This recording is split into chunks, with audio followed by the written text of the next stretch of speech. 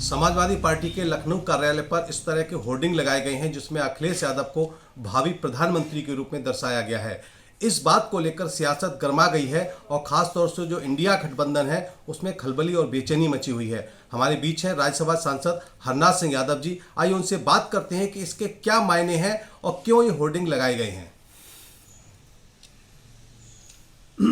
देखिए, ये प्रधानमंत्री के पद का 2024 में चुनाव होने जा रहा है, लोकसभा के चुनाव के बाद। लेकिन विपक्ष में यानी INDIA में प्रधानमंत्री कौन बनना चाहिए, कौन प्रधानमंत्री के सर्वश्रेष्ठ हो सकता है, एक तरीके से जैसे जूतों में दाल बटती है वही हाल हो रहा है। अखिलेश यादव कह रहे हैं कि मैं सर्वश्रेष्ठ प्रधानमंत्री के रूप में सर्वश्रेष्ठ होऊंगा। बिहार में नीतीश कुमार जी हैं, लालू प्रसाद यादव के बेटे हैं, शिवसेना के ठाकरे साहब हैं, शरद पवार हैं, ममता जी हैं। तो आखिर ये कोई बच्चों का खेल तो है नहीं। अरे भाई, देश के लिए चुनाव हो रहा है, देश के नवनिर्माण के लिए चुनाव हो रहा है, देश की इज्जत को बढ़ाने के लिए चुनाव हो रहा है, देश की जनता की समस्याओं को निदान करने के लिए चुनाव हो रहा है। तो ये जो इस प्रकार के जो सभी लोग जो प्रधानमंत्री की दौड़ में हैं, तो मैं एक सुझाव दे रहा हूँ कि INDIA की इमरजेंट मीटिंग बुलानी चाहिए। और क्या वो सभी INDIA के जितने भी घटक हैं और उनके नेता हैं, कुछ सभी दावेदार हैं, तो क्या वो 6-6 महीने के लिए प्रधानमंत्री पद को बांटना चाहते हैं? लेकिन मुझे लगता है कि इस फार्मूले पर भी उसमें एक मत नहीं हो सकते। अच्छा, दूसरी बात, इनको समझ में आना चाहिए कि 2034 तक no vacancy for the prime minister post, यानी प्रधानमंत्री पद की कोई सीट जो है खाली नहीं है, कोई पद खाली नहीं है। इसलिए इसके लिए ये सोचना चाहिए। और दूसरी बात, 200 यानी बहुमत जुटाने के लिए, प्रधानमंत्री बनने के लिए 272 सांसदों की आवश्यकता होगी। अब इनमें से कई दल तो ऐसे जिनका लोकसभा के अंदर आज एक भी सांसद नहीं है। समाजवादी पार्टी का केवल एक सांसद है और तमाम ऐसे लोग हैं जिनका एक भी सांसद नहीं है। तो 272 कहाँ से लाएंगे? और 272 लाने के लिए जनता का समर्थन चाहिए।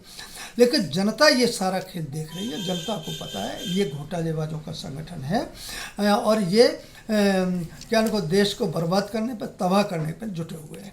इसलिए ये INDIA का कोई भविष्य नहीं है। ये चुनाव आते आते पूरी तरीके से तार हो जाएगा, प्याज के छिलकों की तरीके से अलग अलग हो जाएगा, संतरे के फांकों की तरह अलग अलग हो जाएगा। सांसद जी, अखिलेश यादव जी ने एक ट्वीट किया है, उसमें कहा है कि होगा 24 का चुनाव PDA का इंकलाब। इसके क्या मायने हैं? क्या वो पिछड़ा, दलित और अल्पसंख्यकों को लेकर एक नया मोर्चा बनाने की तैयारी भी कर सकते हैं बीजेपी को मात देने के लिए? अखिलेश यादव जी को ये बताना चाहिए कि वो लंबे अरसे तक उत्तर प्रदेश में की सत्ता में रहे हैं, वो और उनके पिताश्री।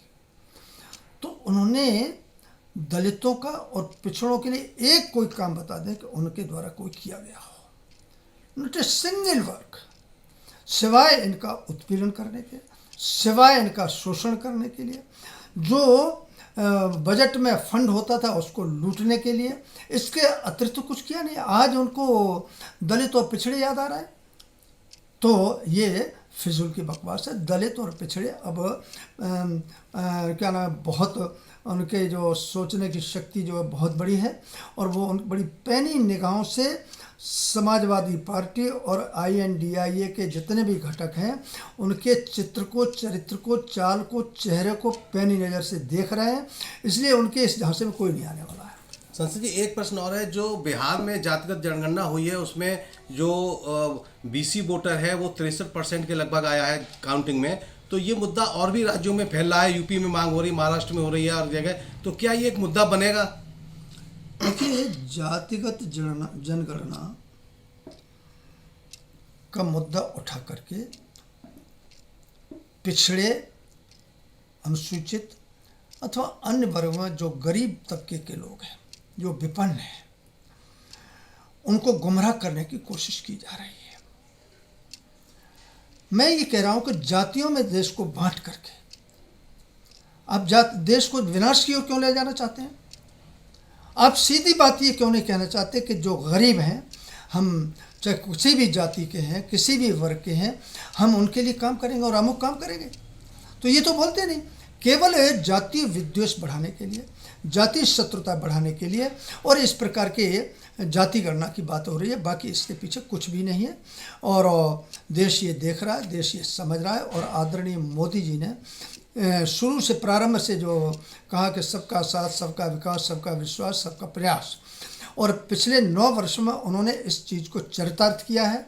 और गांव के लिए, गरीब के लिए, किसान के लिए, मजदूर के लिए, किसी बिना किसी भेदभाव के जितना भिन्न भिन्न योजनाओं के माध्यम से आदरणीय मोदी जी ने काम किया है, तो पूरे देश का पिछड़ा, अनुसूचित और पूरा गरीब तबका जो है भाजपा के साथ है। सांसद जी, समझा जा रहा है कि बीजेपी के ऊपर आरोप लगाया जाता है विपक्षी दलों द्वारा कि ये धार्मिक आधार पर बांटकर पोलराइजेशन करते हैं वोट का, तो उसी का एक काट है कि ये जातिगत आधार पर बांट देंगे जिससे बीजेपी को नुकसान होगा। क्या इसमें सच्चाई है? देखिए, सत्य तो ये है और नग्न सत्य है कि कांग्रेस तथा INDI के जितने घटक हैं, इन्होंने 52 से लेकर के आज तक हिंदू मुसलमानों को दूर करने का दूसरा कोई काम ही नहीं किया।